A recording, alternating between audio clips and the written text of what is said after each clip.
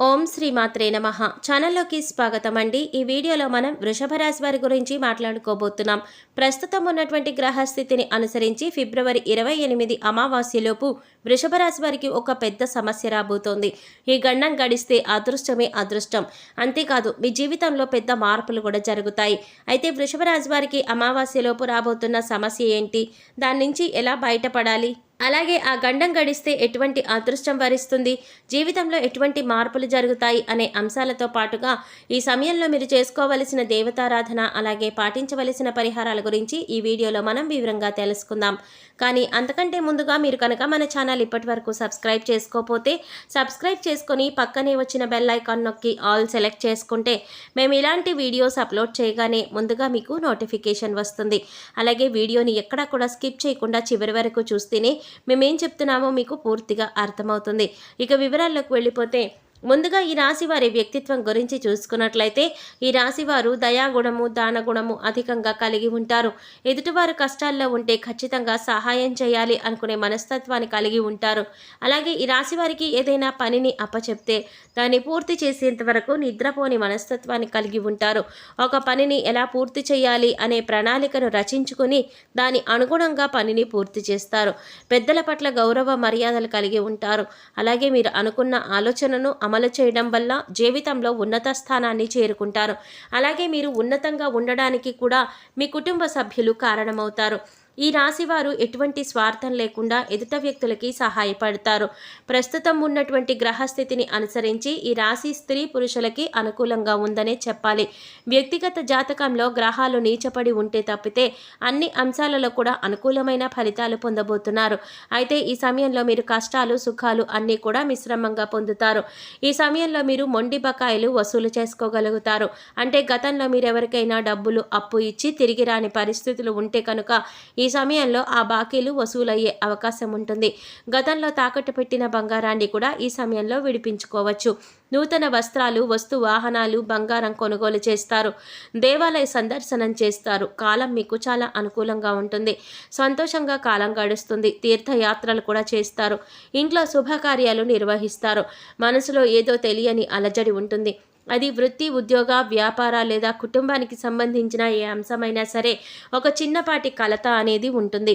జీవితాన్ని ప్రణాళికాబద్ధంగా ముందుకు తీసుకెళ్లలేకపోతున్నాము అనే ఆలోచన కలిగి ఉంటారు. లేదా ఇతరులలాగా మనం సంతోషంగా ఉండలేకపోతున్నాము అనే ఆలోచన కలిగి ఉంటారు. లేదా మీకంటే చిన్న ఉద్యోగస్తులు ఎక్కువ జీతంతో సంతోషంగా ఉన్నారని లేదా వారికి కొత్త ప్రాజెక్టులు వస్తున్నాయని సీనియారిటీ ఉన్నా మీకు రావట్లేదు అని ఇటువంటి ఆలోచన కలిగి ఉంటారు. ఇటువంటి చిన్న విచారం మీ మనసులో నెలకొని ఉంటుంది. ఇది మీ ఆందోళనకి కారణమవుతుంది. అయితే ఇది ఏమీ పెద్ద అంశం కాదు. దీన్ని కనుక మీరు వదిలేస్తే మానసికంగా మీరు సంతోషంగా ఉండగలుగుతారు. ఎందుకంటే చిన్న చిన్న అంశాలను ఎక్కువగా ఆలోచించి మీరు అనవసరంగా బాధపడే అంశాలే ఈ సమయంలో ఎక్కువగా ఉన్నాయి. అయితే ఇక్కడ ముఖ్యంగా చెప్పదగిన విషయం ఏంటంటే మీ పని మీరు చూసుకుంటూ మీరు ఉన్నంతలో మీరు సంతోషంగా ఆనందంగా గడపగలిగితే ఎటువంటి సమస్యలు దరిచేరవు.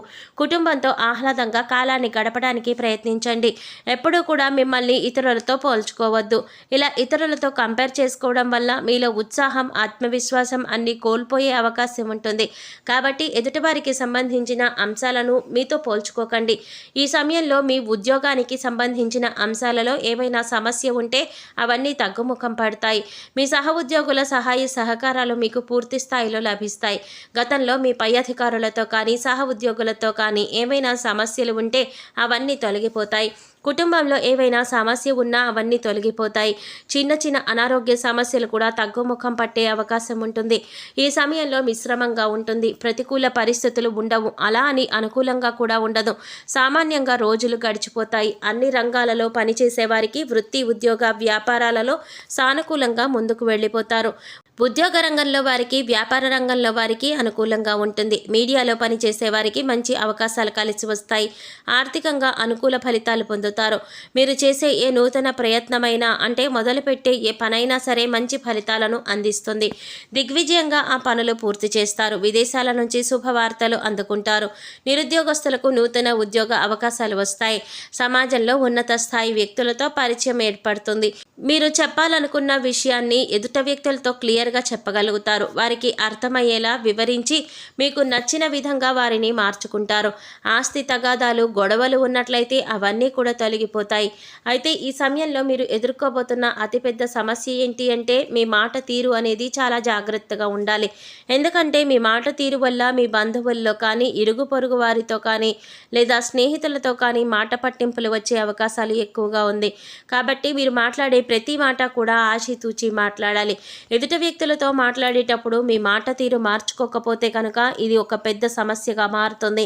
ఇక మీరు చెప్పాలనుకుంటున్న విషయం ఎదుటివారితో సౌమ్యంగా చెప్తే కనుక మీ జీవితంలో ఒక పెద్ద గండం గడిచిపోయినట్లే అవుతుంది. ఎందుకంటే మీ మాట తీరు సరిగ్గా లేకపోతే అది మీకు కెరీర్లో మీ మీద ప్రభావం చూపించవచ్చు. అదే మీరు మాట్లాడే విధానం మార్చుకోగలిగితే కనుక మీ జీవితంలో అదృష్టాన్ని చూస్తారు. దీనివల్ల మీరు కెరీర్లో కానీ లేదా వృత్తి, ఉద్యోగ, వ్యాపార పరంగా కానీ మీరు ఉన్నత స్థాయికి ఎదుగుతారు. మీ మాట తీరు మార్చుకుని మీ నైపుణ్యాన్ని ప్రదర్శించి జీవితంలో అత్యున్నత స్థాయికి ఎదగగలుగుతారు. ఈ చిన్న మార్పు చేసుకుంటే కనుక మీ జీవితంలో అతిపెద్ద మార్పులు జరుగుతాయని చెప్పవచ్చు. అలాగే ప్రతి ఒక్కరికి కూడా మీ పర్సనల్ విషయాలను తెలియచేయకండి. ఎవరు సొంతవారు, ఎవరు పరాయివారు అనే విషయాన్ని మీరు గమనించాలి. అంటే ఎవరు మీ మంచిని కోరుతున్నారు, అలాగే ఎవరు మీకు కనబడకుండా శత్రువులుగా తయారవుతున్నారు అనే విషయాన్ని మీరు గమనిస్తూ ఉండాలి. ఇక శత్రువులకి కనుక మీ పర్సనల్ విషయాలు చెప్పినట్లయితే అవసరమైనప్పుడు ఆ విషయాలను ఇతరులకు తెలియచేసి వారు ప్రయోజనాన్ని పొందే అవకాశం ఉంటుంది. మీ విషయంలో మీరు చాలా జాగ్రత్తగా ఉండాలి. అలాగే మీ శక్తికి మించిన సహాయాన్ని కూడా మీరు చేయకండి. ఎవరైనా కష్టాల్లో ఉంటే సహాయపడడం మంచిదే, కానీ మీ శక్తికి మించి మాత్రం సహాయపడకండి. అలాగే డబ్బులు కూడా అవసరమైన వాటికి మాత్రమే ఆచితూచి ఖర్చు చేయండి. ఏదైనా కొత్త పని మొదలుపెట్టేటప్పుడు అనుభవజ్ఞుల సలహాలు, పెద్దల సలహాలు తీసుకోవడం మాత్రం మర్చిపోకండి. ఏదైనా విషయం మనకి తెలియదు అనుకున్నప్పుడు దానికోసం కష్టపడి నేర్చుకొని సాధించాలి అనే తపన మీరు కలిగి ఉండాలి. ఇలా చేయటం వల్ల జీవితంలో మీరు ముందుకు వెళుతారు, అత్యున్నతమైన స్థానాలను చేరుకుంటారు. ఇక ఈ సమయంలో ఏదైనా చిన్న మాట అన్నా కూడా దాన్ని పెద్దగా భూతద్దంలో పెట్టి చూడకండి.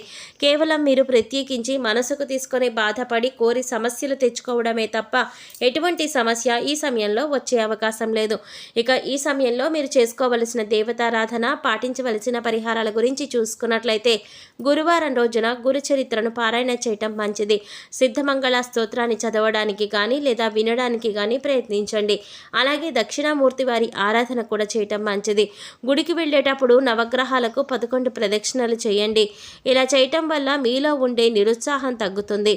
ప్రతి సోమవారం శివుడికి అభిషేకం చేయించుకోండి. మీలో ఉన్న మానసిక సమస్యలకి పరిష్కారం దొరుకుతుంది. మానసికంగా దృఢంగా మారుతారు. సో చూసారు కదండి, అమావాస్యలోపు వృషభ రాశి వారికి ఎటువంటి సమస్య రాబోతోంది, అలాగే ఈ సమస్య నుంచి బయటపడితే వీరికి ఎటువంటి అదృష్టం వరిస్తుంది అనే అంశాలతో పాటుగా ఈ సమయంలో మీరు చేసుకోవలసిన దేవతారాధన, అలాగే పాటించవలసిన పరిహారాల గురించి ఈ వీడియోలో మనం వివరంగా తెలుసుకున్నాం కదా. ఈ వీడియో మీకు నచ్చినట్లయితే లైక్ చేసి మీ ఫ్రెండ్స్ అండ్ ఫ్యామిలీ మెంబర్స్లో వృషభ రాశి వారు ఎవరైనా ఉంటే వారితో మర్చిపోకుండా ఈ వీడియోని షేర్ చేసుకోండి. అలాగే ఇప్పటి వరకు మన ఛానల్ కనుక సబ్స్క్రైబ్ చేసుకోకపోతే సబ్స్క్రైబ్ చేసుకొని పక్కనే వచ్చిన బెల్ ఐకాన్ నొక్కి ఆల్ సెలెక్ట్ చేసుకుంటే మేము ఇలాంటి వీడియోస్ అప్లోడ్ చేయగానే ముందుగా మీకు నోటిఫికేషన్ వస్తుంది.